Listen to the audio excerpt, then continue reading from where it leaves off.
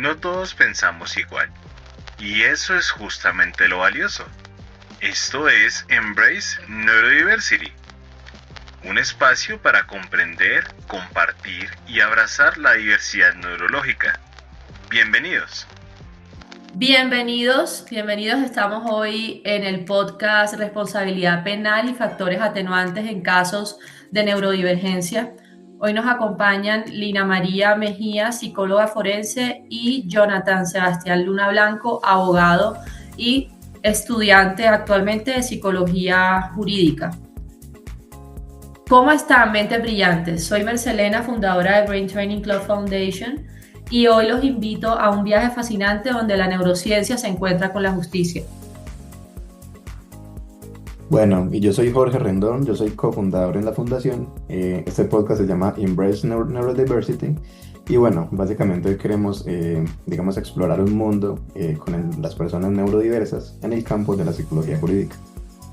Hoy tenemos un episodio muy especial que aborda un tema complejo pero fundamental: la intersección entre neurodivergencia y el sistema de justicia penal. Listo. Como Marcelena nos contó, nos acompañan dos profesionales. Primero, Lina María Mejía, psicóloga especializada en psicología jurídica y criminológica. Ella tiene experiencia en la Fiscalía General de la Nación.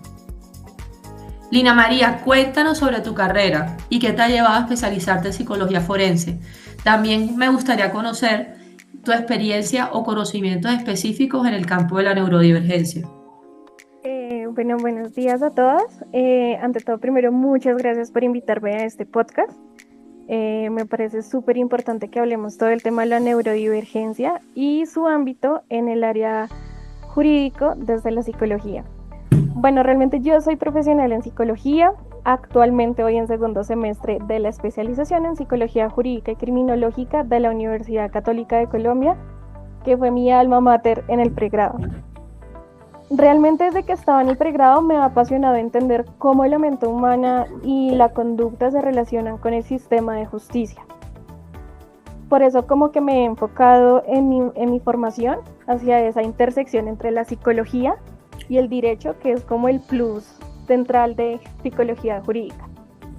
También digamos que he participado como auxiliar en el semillero de investigación desde el 2015 en pregrado, y lo espero hacer en este momento en el segundo y último semestre del posgrado, y también ya directamente como especialista, en donde también he podido como estudiar a fondo todos los temas relacionados con el tema de la inimputabilidad y la valoración psicológica en el contexto penal, siempre desde lo que habla pues la ley colombiana en su Código Penal, que es el artículo 33, que ya más adelante mi compañero lo va a tocar un poquito más a fondo. Y aunque no se ha realizado como tal una publicación investigativa y académica, la idea es que a largo plazo este trabajo académico que se puede iniciar pueda convertirse en una publicación y aporte para la comunidad profesional y la comunidad neurodivergente. En lo que respecta a la neurodivergencia, siempre ha sido como un tema que me ha despertado mucho el interés, aunque no siempre implica este término para llegar a una inimputabilidad. Obviamente hoy en día se presentan retos importantes para la psicología jurídica desde la academia para trabajar, digamos, condiciones como el autismo, el TDAH y la dislexia. En pocas palabras, mi experiencia ha sido principalmente en el ámbito académico y formativo, y lo ideal es llegar a hacer un proyecto y un estudio que tenga que ver sobre la psicología jurídica y el manejo de la neurodivergencia. Muchas gracias, Lina. Espero que nos invites a ese estudio. Claro que sí. Súper interesante, Lina. Te cuento que yo también soy psicólogo. Yo me enfoqué en el área de neurociencias. Me parece muy interesante todo este cuento. Entonces también aquí muy motivado para aprender de ustedes. Bueno, también está con nosotros aquí Jonathan Sebastián Luna Blanco. Él es abogado especialista en ciencias penales y criminológicas con maestría en Derecho, Sociología y Política Criminal. Jonathan, compártenos tu trayectoria profesional y qué investigaciones relevantes has trabajado o estudiado en los temas de neurodivergencia en el campo legal. Claro que sí. Primero que todo, muchísimas gracias por la invitación. Para mí es un placer estar aquí con ustedes compartiendo, hablando un poco sobre todo de estos temas que pueden llegar a ser como tan desconocidos, pero que son tan interesantes. como lo decían, yo soy Jonathan, soy abogado, especialista en ciencias penales y criminológicas, tengo una maestría en sociología y política criminal. Actualmente estoy cursando mis estudios en psicología jurídica y criminológica. Tengo ya 15 años de experiencia profesional, fui director jurídico de la Fundación País Libre. Luego de eso estuve en el Congreso de la República como asesor en criminología y política criminal, pasé también por la DIGIN e Interpol como asesor en criminología y política criminal, el Ministerio de Justicia, la Unidad para la Atención y Reparación Integral a las Víctimas. Entonces ahí un poco de lo que hemos hecho. El acercamiento en punto con la neurodivergencia, yo creo que viene incluso desde la experiencia profesional. Mi hija fue diagnosticada con TDAH y yo creo que estoy en la misma línea sin diagnosticar nunca, pero a partir del diagnóstico de mi hija dije, carajo, eso me suena muy familiar, eso me suena muy a mí, ¿cierto? Entonces creo que de ahí viene también, por ejemplo, el interés sobre este tema, y es que hablamos de neurodivergencia y cuando uno busca definiciones de neurodivergencia es un concepto como tan amplio que llega a escaparse, es como el agua en los dedos, uno echa la agüita y el agua se va saliendo. Yo creo que pasa lo mismo con el concepto de neurodivergencia, es tan amplio y abarca tantas cosas, tantas situaciones diferentes que muchas personas se sienten identificadas, pero nadie le pone el cuidado que se merece. Creo yo que ahí es donde está el punto. En el derecho penal, en donde lo vemos, lo decía Lina, nosotros desde el sistema jurídico penal puntualmente empezamos a analizar todas estas situaciones desde el punto de la imputabilidad o inimputabilidad, porque el derecho penal lo define por la negativa. ¿Qué es ser inimputable? No qué es ser imputable. Básicamente decimos que imputable es todo aquel que no es inimputable. Entonces, cuando nosotros asumimos desde el litigio una defensa jurídico-penal, lo primero que nosotros vamos a tratar de determinar es si la persona es o no es inimputable. Y a partir de ahí viene todo nuestro acercamiento con el término neurodivergencia y con el término inimputabilidad para determinar si nuestra defensa se centra hacia esa no responsabilidad penal o si se centra en algún otro eximente de responsabilidad o en alguna otra configuración del delito. Si en algún momento hablo muy técnico, nosotros los abogados hablamos horrible, entonces ustedes me dicen, oye, mira, eso es muy técnico, y yo les digo, yo trato de bajarlo un poco. Nosotros los abogados hablamos feo. No, hasta ahí está todo claro. Lo único que de pronto una preguntita ahí es, ¿ya hay alguna ley para eso o todavía no? No, Imagínense. es que de hecho ustedes me pusieron en la tarea cuando me invitaron acá y A estaba estudiar. revisando. Claro, yo dije, oiga, vamos a revisar, esta es una muy buena pregunta, vamos a revisar.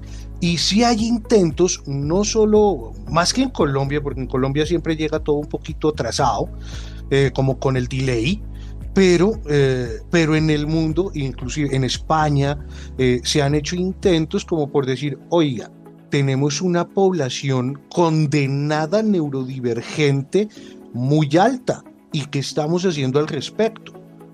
Y la respuesta es, no estamos haciendo virtualmente nada más allá de personas como ustedes que se interesan en el tema y buscan hacer conciencia.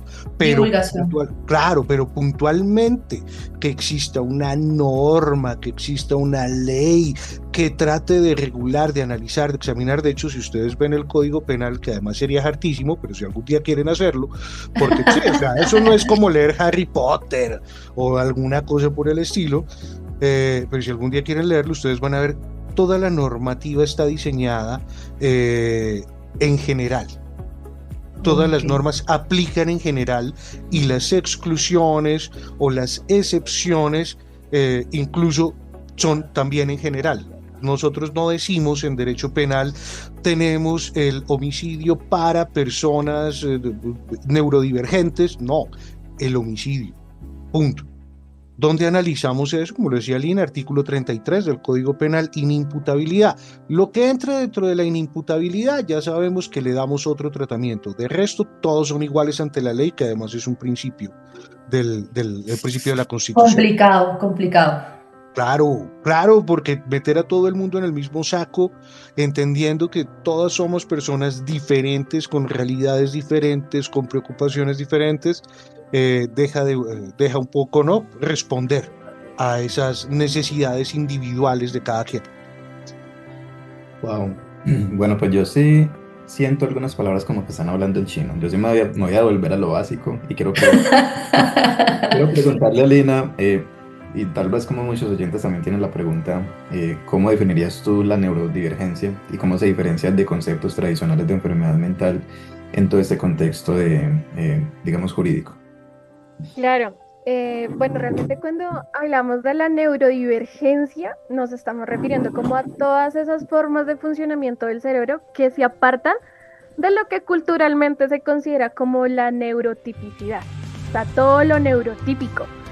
Digamos que aquí entran, como lo mencioné anteriormente, el autismo, el TDAH, la dislexia, inclusive hasta el síndrome de Tourette, que son, digamos, variaciones del neurodesarrollo que no necesariamente se catalogan como una patología clínica.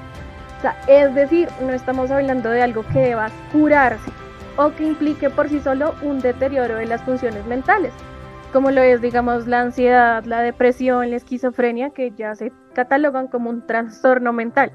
Más bien, digamos que la neurodivergencia son como maneras distintas de procesar la información, la comunicación y adicional a la adaptabilidad en el entorno. Ahora bien, en el contexto jurídico y especialmente desde la parte de derecho penal, esto es totalmente distinto a un trastorno mental o mal llamado enfermedad mental. Digamos que el concepto tradicional de trastorno mental desde la psiquiatría y el Código Penal colombiano implica que haya una alteración clínica dentro de la realidad que pueda afectar de forma significativa una capacidad cognitiva y volitiva de la persona. O sea, que esta persona no tenga control de su realidad, sino que ésta se vea afectada por un trastorno que posee. Como en ejemplo, la esquizofrenia o inclusive un trastorno bipolar en un episodio agudo o que entre en un trastorno psicótico. Digamos que esta distinción es importante porque, como lo mencionamos en el artículo 33 del Código Penal, la inimputabilidad solo se reconoce al momento de cometer el hecho. O sea, la persona en ese momento tenía que tener una alteración mental, ya sea permanente, como la esquizofrenia, o transitoria, como lo podemos ver en el trastorno bipolar, que es cuando la persona entra en un episodio agudo que genera un trastorno psicótico. En ese momento de la comisión del delito le impedía comprender la ilicitud de la conducta o de su actuar, conforme a esa comprensión. En cambio, una persona neurodivergente no necesariamente tiene esa afectación. De hecho, se podría decir que en la mayoría de los casos conserva plenamente su capacidad de entender y decidir. Muchas gracias, Lina. Por ejemplo, Jonathan, ¿cómo maneja actualmente el sistema penal colombiano los casos de neurodivergencia, donde los casos de neurodivergencia puedan ser un factor relevante? ¿Qué marco legal existe según lo que ya hablábamos anteriormente? Ninguno, ¿cierto? Tal cual. De hecho, como lo decía Lina hace un momento y como lo mencionábamos antes, el problema de la normatividad, si lo queremos ver como un problema o si lo queremos ver como un principio regulador del derecho, es que todas las personas son iguales ante la ley. Luego, entonces, lo que terminamos o lo que termina reconociendo el derecho penal en su artículo 33 es que hay personas que pueden sufrir, como lo dice el Código Penal, un trastorno mental. Pero no puede ser cualquier tipo de trastorno mental. Tiene que ser un trastorno mental de tal calidad o de tal tipo que al momento de realizar el hecho, la persona no comprenda lo que ha hecho. De hecho, si ustedes me permiten, les digo, el artículo 33 nos dice, es inimputable quien en el momento,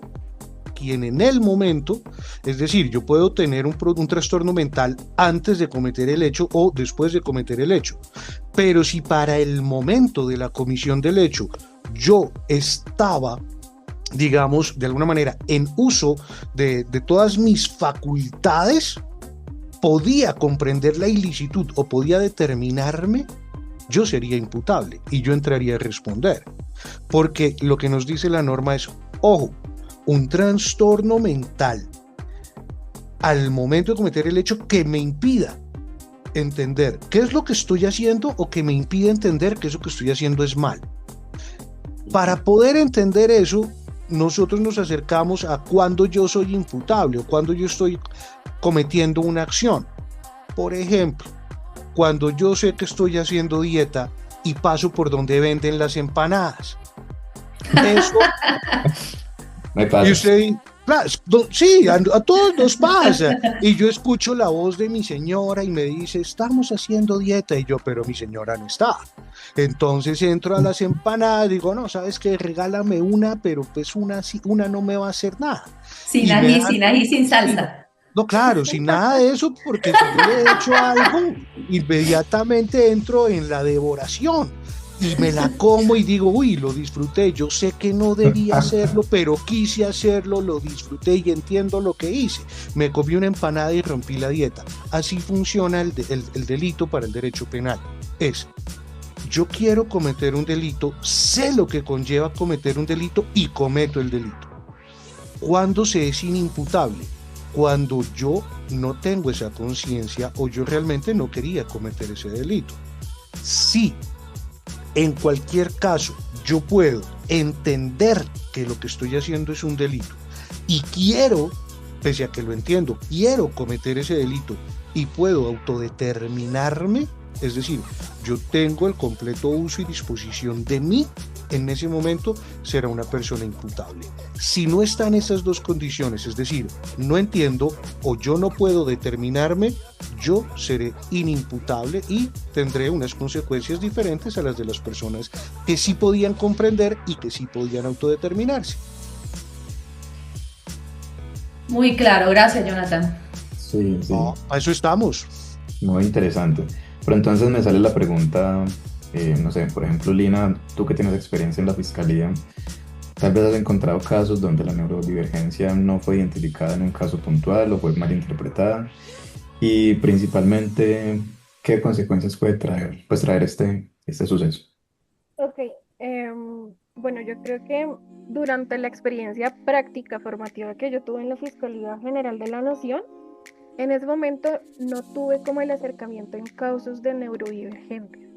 Sin embargo, sé muy bien de que la Fiscalía cuenta con un manual de atención al usuario que digamos, ellos buscan la atención humana. Y siempre digamos que en los entes gubernamentales deben tener un enfoque diferencial. ¿Qué es un enfoque diferencial?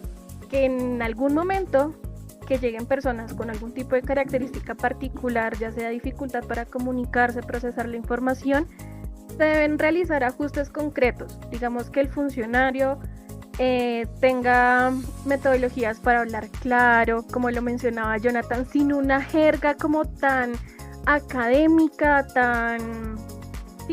como tan lineal. Técnica, Exacto, de explicarle a la persona, darle el tiempo para responder y, lo importante, mostrar una empatía, ¿sí? Usar frases sencillas, evitar, digamos, que se presente alguna confusión y lo ideal, como rodearse de un entorno tranquilo.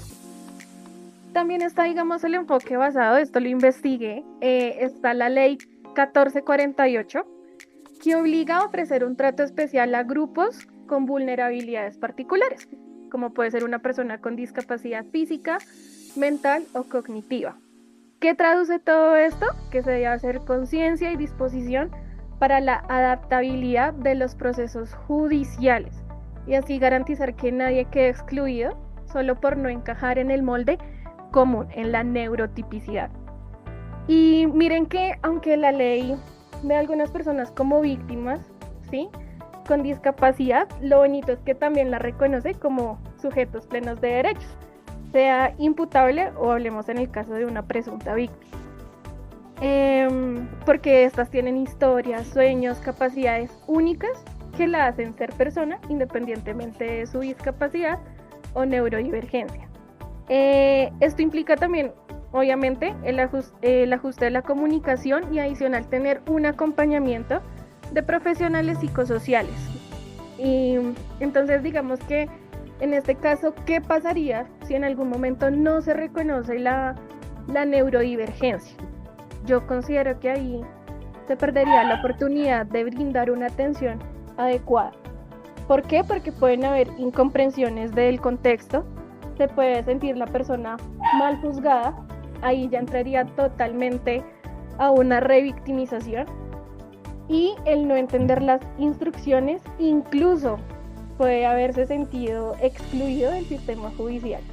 Y realmente es una situación que no se la deseo a nadie, porque la revictimización como que amplía mucho más el sesgo al momento en que se vaya a iniciar algún tipo de proceso.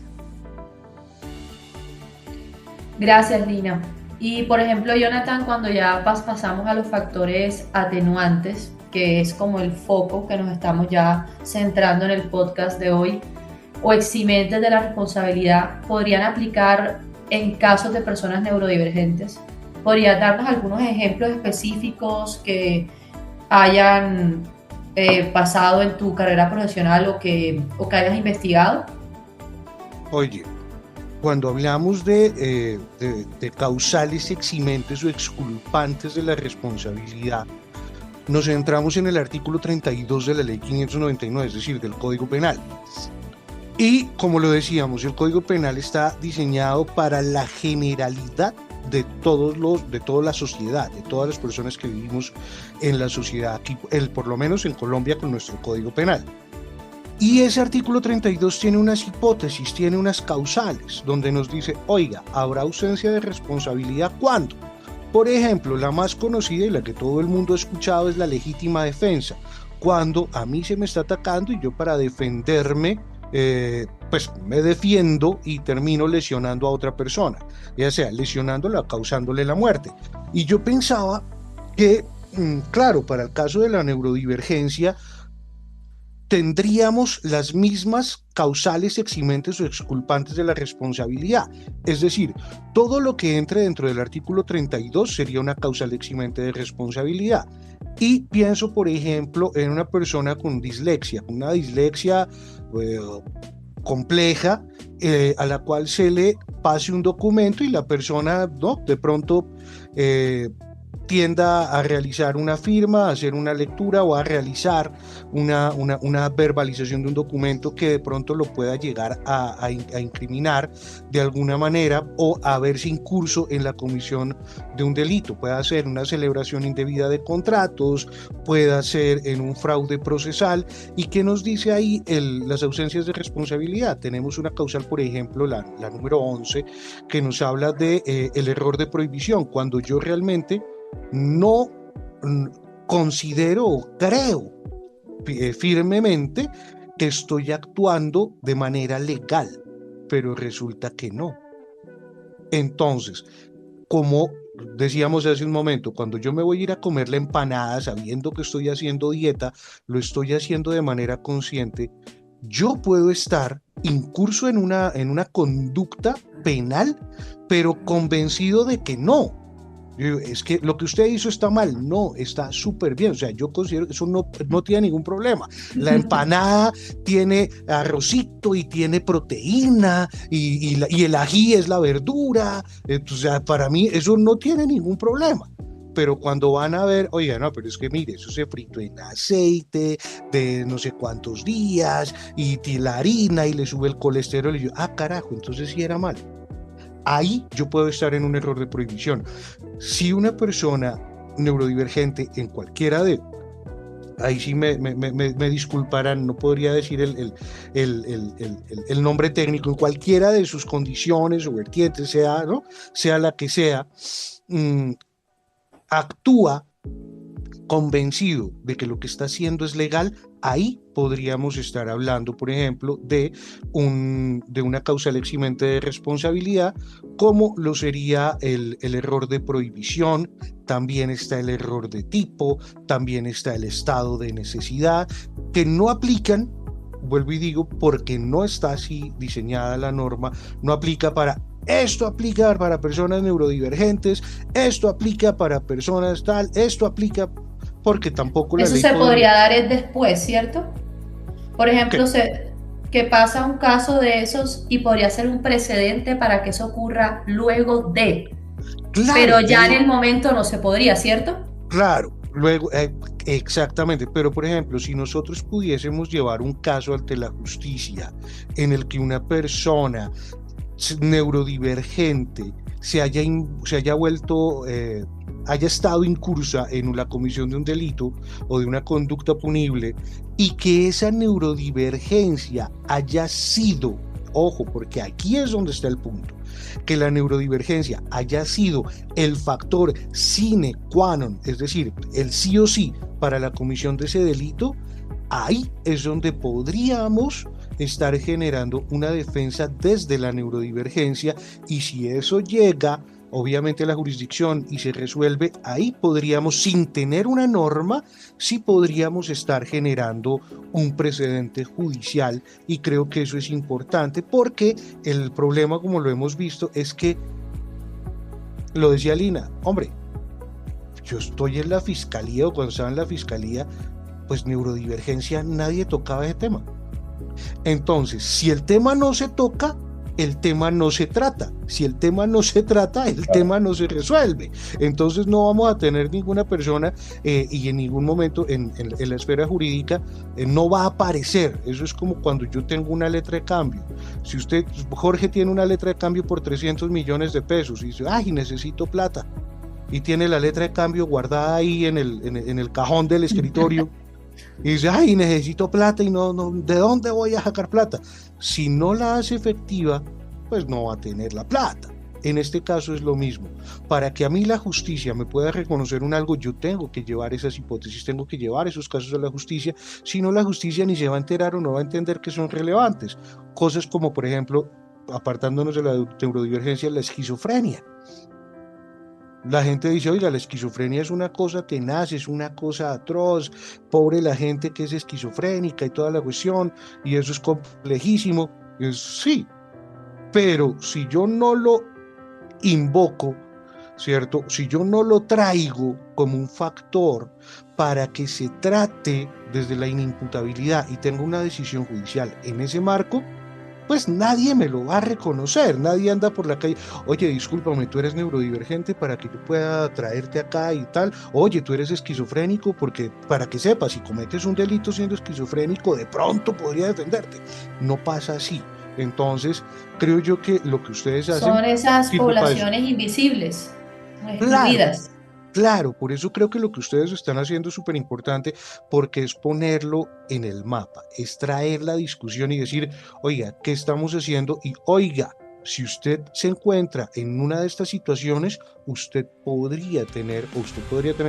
tiene unos derechos, usted tiene también unas consecuencias, porque no todo es tengo derecho, pero también tengo unas consecuencias, ¿cierto? Entonces creo que eso es de ahí, pero sí, o sea, puntualmente... Que hay una compensación, porque hasta ahora lo que tenemos es la Ley de Salud Mental, la 1616 del 2013. Y creo que la acabaron de renovar en el Congreso, pero hasta ahí vamos. Claro, pero pues es que la salud mental hasta ahora está cobrando relevancia, porque, lo digo, yo tengo 42 años, ¿cierto? Casi tocayos en edad. Casi le pegamos ahí, pero en mi casa la depresión era una cosa como...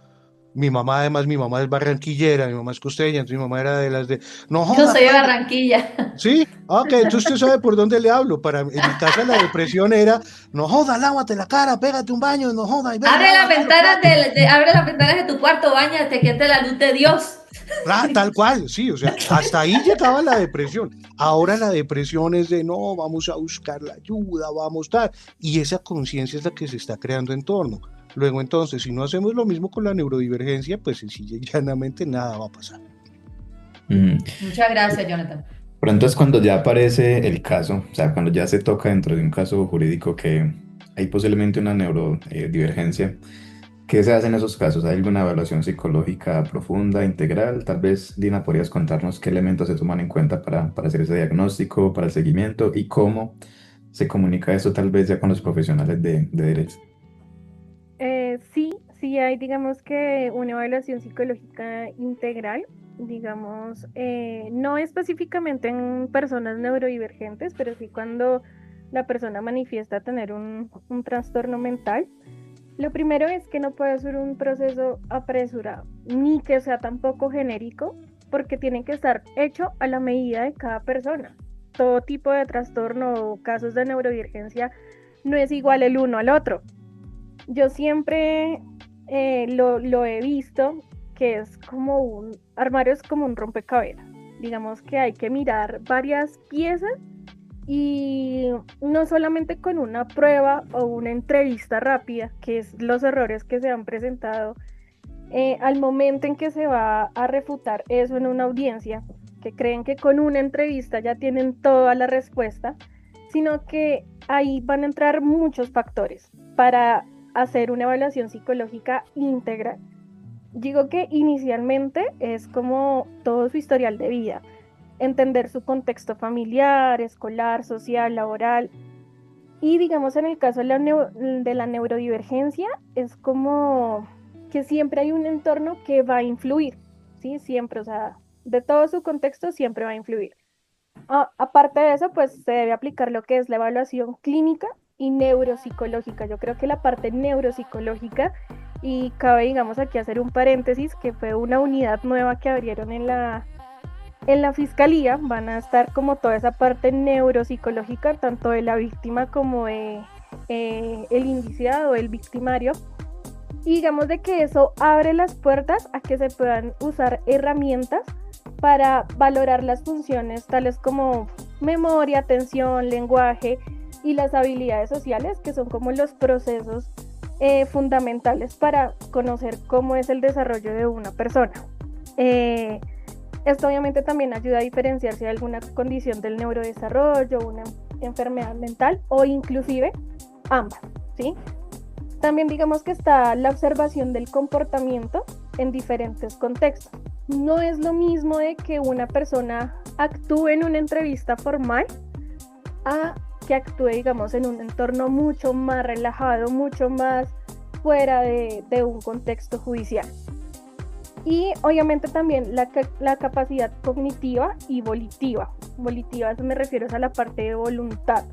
Desde la perspectiva, digamos, del artículo 33 del Código Penal, como lo mencionaba Jonathan, es clave determinar si en el momento de los hechos la persona tenía una comprensión de lo que hacía era ilegal, que es el tema que él menciona, digamos, de forma más entendible, de lo de la empanada, y si podía actuar según esa comprensión, ¿sí? Digamos que eso se presenta en la parte del trastorno mental.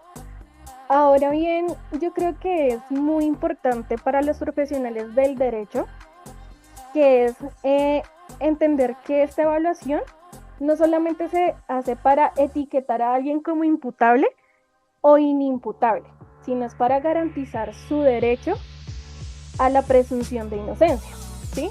Si bien un abogado, un fiscal, un juez comprende que esta persona necesita de ciertos apoyos, como el lenguaje claro, la pausa para procesar la información, tener un intérprete, ¿sí? o un acompañante de confianza, esa parte cambia por completo de cómo se desarrolla todo el proceso penal hasta llegar a una decisión jurídica.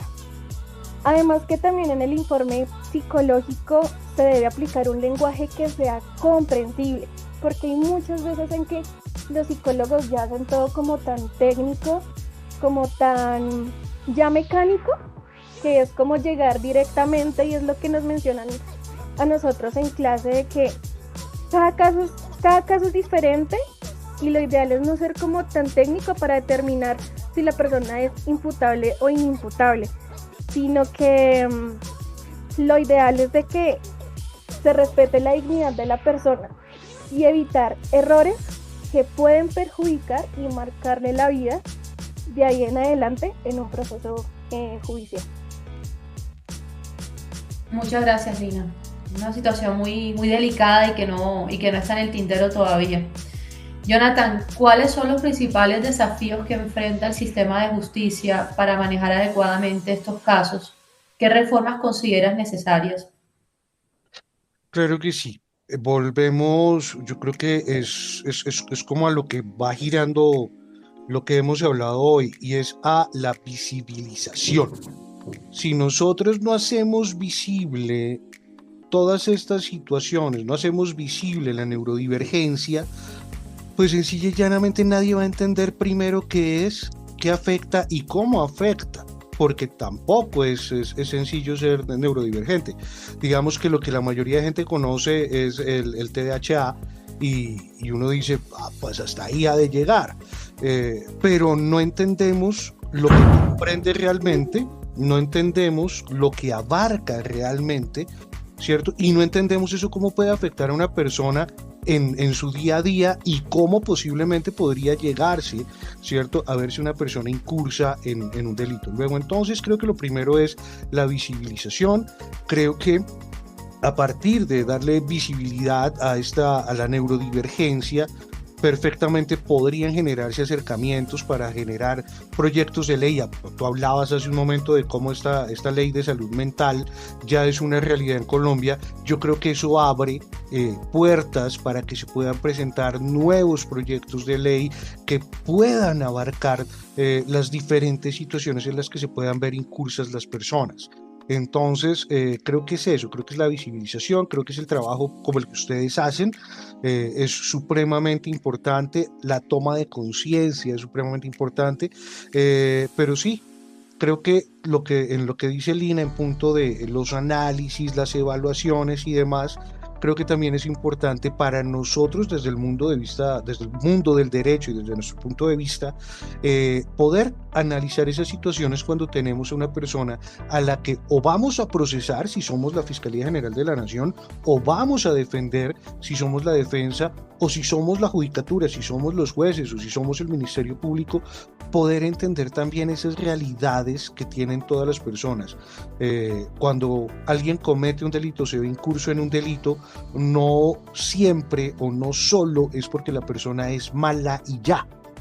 A veces también es por situaciones que están por fuera, razones de fuerza mayor, que responden a necesidades propias de cada individuo. Si nosotros no aprendemos a ver al ser humano como un todo que está lleno de contradicciones, de futuros, de pasados, de presentes, pues lo único que estaríamos haciendo es una aplicación normativa.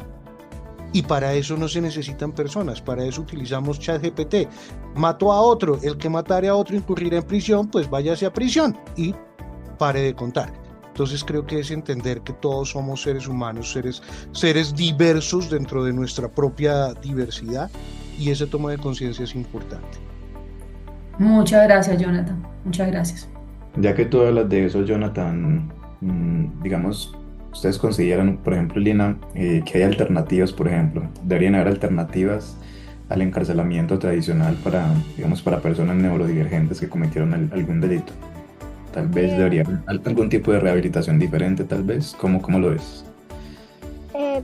Tengo conocimiento de que el INPEC, que es como el que se encarga toda esa parte de la detención, reconoce que la respuesta no siempre debe ser el encarcelamiento tradicional.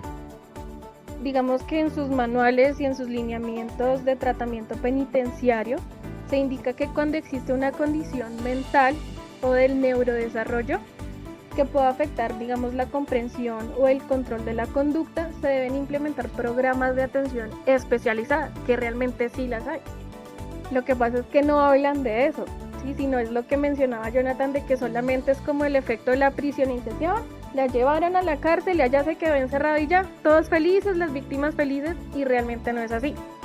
Digamos que esto, dentro de los programas que ellos tienen, incluyen medidas terapéuticas intramurales, que es lo que se conoce, digamos, como los pabellones donde están las personas con algún tipo de trastorno y requieren, digamos, atención en salud mental. o en lo posible también hay programas extramurales con un seguimiento clínico, con un apoyo psicosocial y acompañamiento comunitario. Digamos que el objetivo de ellos no es solamente custodiar, sino también llegar a la rehabilitación en el fortalecimiento de habilidades sociales, manejo de síntomas con o sin medicamentos, si la persona responde adecuadamente al tratamiento. Desde la parte psicosocial, pues lo que se busca es la reintegración social y ante todo prevenir que haya una reincidencia de la comisión del delito. También digamos que lo que yo les mencionaba en el tema de la fiscalía, pues obviamente cada entidad debe siempre tener un enfoque diferencial. En este caso en el INPEC, ellos buscan es adaptar la atención de las necesidades de cada persona, ¿sí? Obviamente con inclusión del lenguaje, tener un tiempo adecuado, adherencia al tratamiento y realizar las actividades que aprovechen sus capacidades y que a su vez, como ese tema de estar en prisión, sea un entorno menos hostil que pueda, digamos, de alguna u otra manera incrementar su sintomatología. Obviamente que esto busca el INPEC, es como ayudar a proteger toda la dignidad de la persona y que el tratamiento tenga mejores resultados. Ahora bien, lo que se conoce es de que hace poco el Colegio Colombiano de Psicólogos realizó una modificación de la ley que mencionabas anteriormente, que era lo de la ley 1616 del 2013. Ellos hace poco realizaron una modificación, ahora se convirtió en la ley 2460 del 2025 y a mí me pareció muy interesante porque ellos muestran, digamos, de que ahora ellos quieren plantear un enfoque biopsicosocial, el cual tiene como un criterio obligatorio la prevención, atención, tratamiento, promoción y cuidado de la salud mental. ¿Qué es lo que se espera? Que ahora las entidades gubernamentales, llámese Fiscalía, ICBF, todas las entidades, digamos, distritales y territoriales, mantengan, digamos, muy presente esta ley, con todo el tema de promoción y prevención, tener una atención integral e integrada, que son dos cosas totalmente distintas, que también haya un enfoque poblacional y territorial, ¿sí? Que como son como los puntos claves de esta nueva ley y que se espera de que el Colegio Colombiano de Psicólogos pueda seguir, digamos que capacitando a todos los funcionarios para que se evite todo este tema del sesgo, de que porque es diferente, es neurodivergente, entonces tienen que ser tratados como una persona menos a una persona dentro de la neurotipicidad. Entonces sería bueno que ya a través de esta nueva modificación se pueda ampliar un poco más el tratamiento en prisión de estas personas. Muchas gracias, Lina. Sí, eso se extiende también a la población y a la comunidad en general, que es como tenemos con los consultorios jurídicos en las universidades. Ya también con esta ley creo que abarca, si no estoy mal, Lina, tú me corriges, a las universidades a prestar ese servicio de salud mental por un precio muy accesible, una terapia de 7.000, 8.000 pesos, ¿correcto? Sí, hay una parte, incluso estaba leyendo en este momento, que voy a leer textualmente lo que dice acá, y es de que se prioriza la atención a personas privadas de la libertad y se promueve el servicio social universitario en comunidades con riesgo psicosocial, que era lo que estabas mencionando. Entonces sí, realmente ya hay un punto súper positivo en este tipo de casos. Muchas gracias, Lina. Jonathan, ¿conoces alguna experiencia internacional exitosa en el manejo de estos casos que podríamos adaptar acá en Colombia? No, de hecho, vuelvo y digo, ustedes me pusieron a hacer la tarea. Porque son cosas que a veces uno ni siquiera piensa. Pero no, y estuve revisando y realmente lo que veo que se está haciendo, o lo que por lo menos yo pude evidenciar, por lo menos ya se está trabajando en visibilizar, se está trabajando en la toma de conciencia, se está trabajando en decir, oiga, hay una población neurodivergente o neurodiversa y tienen unas situaciones especiales, tienen unas condiciones especiales, y por lo menos, digamos, empieza a trabajar desde ahí. Eso sí encontré, y creo que eso sí es lo que podemos empezar a replicar acá, porque era lo que Ok. decíamos, mientras no se conozca, pues nada se va a hacer. Estamos en la hoja de ruta, empezando esa hoja de ruta. Tal cual. Yo creo que con esto que estamos haciendo, con la ley de salud mental, empezamos a poner en el mapa y empezamos a decirle a la gente, oiga, es que hay unas situaciones especiales que si bien debemos tenerlas en cuenta desde ya, porque hemos dejado pasar mucho tiempo. Muchas gracias, Jonathan.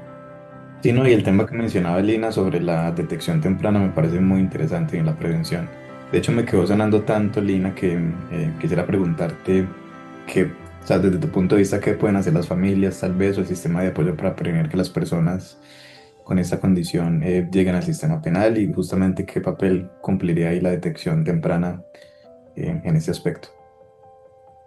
Yo creo que para mí el contexto familiar es lo más importante y es lo que define toda la parte de neurodesarrollo desde que está el bebé, o sea, desde la parte prenatal, natal hasta que crezca. Yo digo que tienen un papel enorme, casi que decisivo, para la prevención de que una persona neurodivergente termine involucrada en el sistema penal. Yo creo que lo fundamental de la detección temprana es la identificación desde la infancia y la adolescencia, las diferencias en el desarrollo y buscar una valoración profesional. Ya es como quitarse ese sesgo o como esa parte de que es que el niño no actúa normal porque es que el niño es muy rebelde, ¿sí? O el niño siempre llora o tiene distintas maneras de reaccionar a los estímulos porque el niño está muy pegado al celular y todo lo demás. Uno no siempre se debe enfocar como en esas cosas, sino es buscar la valoración profesional. No porque usted lleve a su hijo al psicólogo quiere decir que su hijo esté loco desde chiquito, no es así, sino es como conocer las necesidades y la fortaleza de que ese niño con características diferentes pueda más adelante llevarlas a una exploración y quitar como ese sesgo de que dirán los demás porque el niño está diagnosticado con X o Y tipo de etiqueta, sino es como ofrecerle un apoyo adecuado y llevar ese apoyo familiar al contexto escolar, porque también se ha visto de que realmente los contextos escolares tampoco están preparados para el apoyo y como llevar por el lineamiento a esos niños con condiciones distintas a la normatividad. ¿Por qué? Porque ellos no evitan una frustración, ¿sí? Una frustración genera una conducta problemática, que es cuando dice, es que el niño interrumpe a todo el mundo en el salón y se para y no hace caso, y fue y le jaló el cabello a la niña más juiciosa del curso. Entonces ahí ya comienzan como a ese etiquetamiento de que es malo porque es diferente, ¿sí? Y eso lleva a que el niño ya crezca. Digo que todos los niños tienen un chip desde pequeñitos y es de que cada palabra que usted le diga, ese niño lo va a absorber. Y si no hay, digamos, como un trabajo para solucionar esa parte en que el niño cogió lo negativo, ahí es donde se comienzan a ver los problemas. Y ahí es donde puede iniciar una conducta problemática, inclusive más adelante llegar a tener un conflicto con la ley. También es muy importante lo que viene el acompañamiento constante, o sea, la creación de entornos donde haya una comunicación clara, una rutina estable y, digamos, generar espacios para aprender las habilidades sociales. Habilidades sociales es muy poco lo que hoy en día los padres se enfocan, sino que ellos creen que lo ideal es entregarle un celular al niño y que el niño tenga su habilidad social desde el celular, desde lo que vea en el celular, pero yo como padre no me tomo la tarea de decirle, venga, salga, comparta con los niños, desarróllese con sus pares, ¿sí? Si no es pegado a un celular. De hecho, uno pasa por los parques y ya, si hay 2 niños es mucho. En mi época se puede decir, pues uno salía al parque y todos esos parques eran llenos y uno se peleaba por el columpio. Los parques están llenos de perritos, ya no hay niños. Exactamente, ahora son perritos que los ve ahí, pero ya realmente es que ahorita también todo el tema de desarrollo tecnológico y digital ha inmiscuido en esa habilidad social. tampoco hay un manejo de emociones, porque si tú le quitas el celular a un niño se frustran desde chiquitos y se frustran. ¿Por qué? Porque ya genera un tipo de adicción. Y tampoco tienen resolución de problemas, porque para ellos la única resolución de problemas es quién hace el TikTok de X influencer mejor que el uno o el otro, ¿sí? Pero realmente no hay una resolución de problemas en un conflicto real. Entonces digamos que aquí también entra todo el programa, no solamente familiar, sino también desde la comunidad, porque ya no hay, digamos, como esas actividades que pasaban, así sea el edil del barrio, pero pasaba y venga, salga que vamos a jugar y vamos a rifar una bicicleta, o la alcaldía tiene tal proyecto, o venga y anímese que van a ver pintucaritos. Ya no hay eso, o sea, ya no hay esa promoción de lo sano, sino que ahora todo es desde la parte digital. También yo creo que el deporte es importante. Entonces ya digamos que todo el sistema de apoyo en donde se deben incluir docentes, familia, terapeutas, amigos, pares, debe estar informado también para ampliar todo ese campo es de qué pasa cuando hay niños con ciertas características que pueden ser neurodivergentes y cómo realizar el acompañamiento sin estigmatizar, ¿sí? Entonces, como abrir todo ese campo que se espera que se haga con la aplicación de la ley nueva que promueve el Colpic. Y algo muy importante es, digamos, saber pedir ayuda cuando hay una señal de riesgo. Digamos, lo que mencionaba anteriormente, si yo identifico que mi hijo tiene un cambio brusco de conducta, se aísla o hay conflictos repetidos, o sea, lo ideal siempre es asistir con un profesional que pueda realizar una detección temprana. Y ante todo, lo que yo siempre digo es volver a las costumbres de las habilidades sociales, porque yo creo que eso es lo primordial para el desarrollo de un niño. Más habilidades sociales, menos celular, menos etiquetas de discriminación al niño diferente del curso, del salón, sino es como cómo ayudar a esa familia que tal vez no lo entienda, desde el apoyo también, no solamente desde la parte terapéutica, sino la comunidad escolar y familiar, de cómo yo puedo influir en que ese niño con características diversas pueda no ser discriminado, sino al contrario, como traerlo y se pueda evitar que más adelante se puedan llegar a un cambio de conducta que llegue a la parte delictiva. Muchísimas gracias, Lina, por ese cierre que nos has dado. Y Jonathan, ¿cómo quisieras darnos el cierre y tus recomendaciones profesionales del derecho a las familias en este campo de la neurodivergencia? Claro que sí. Primero, pues nada, reiterar mi agradecimiento por la invitación a este espacio. Súper importante, súper valioso, y lo que sí creo que puede ser la mejor recomendación que cualquier persona puede hacer es informémonos, conozcamos. Cuando yo no conozco, no puedo ejercer mi derecho. Por eso en el absolutismo y en el autoritarismo la idea es que la gente no conociera, no supiera. Ya no estamos en ese momento. Lina hablaba de la tecnología, entonces utilicémosla a nuestro favor. Verifiquemos qué es, conozcamos nuestros derechos, conozcamos qué es neurodivergencia, por qué neurodivergencia, en qué consiste, y conozcamos cuáles son nuestros derechos. Yo no estoy diciendo que todo el mundo vaya a cometer un delito y salga a cometer delitos, porque no es así. Incluso las personas inimputables no es que se vayan para la casa. Las personas inimputables terminan yendo a un centro a poder pasar el tiempo que determina la ley ahí, que no puede ser más de 20 años, y hablamos de medidas de seguridad. Pero lo importante va a ser siempre conocer, saber es lo que a mí me da poder frente al sistema y frente a otras personas. Cuando yo no conozco, pierdo ese poder, y ahí sí, como dijo el abuelito de Spider-Man, un gran poder conlleva una gran responsabilidad. Entonces conozcamos nuestros derechos, conozcámonos nosotros mismos, conozcamos el sistema, para que después no nos metan los dedos en la boca. Es así de sencillo. Gracias, Jonathan. Wow. Wow, yo estoy absorbiendo toda la información que tuvimos hoy. Sí, está bastante interesante. Realmente les voy a comentar que es el podcast más jugoso que hemos sacado y más extenso hasta Sí, el momento. muchas gracias Jonathan y Lina por su tiempo, por su experiencia que nos compartieron aquí a nosotros y a todos los oyentes. Muchas Pueden gracias a ustedes por encontrar, la invitación.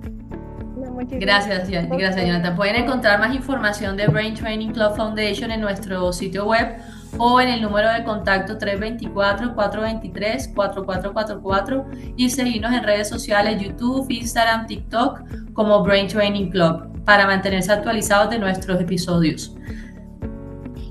Listo, la próxima semana seguiremos explorando temas importantes para la comunidad neurodivergente. Recuerden que la diversidad neurológica la vemos como una fortaleza cuando la comprendemos y cuando la abrazamos. Hasta el próximo episodio. Gracias por escucharnos y ser parte de esta conversación.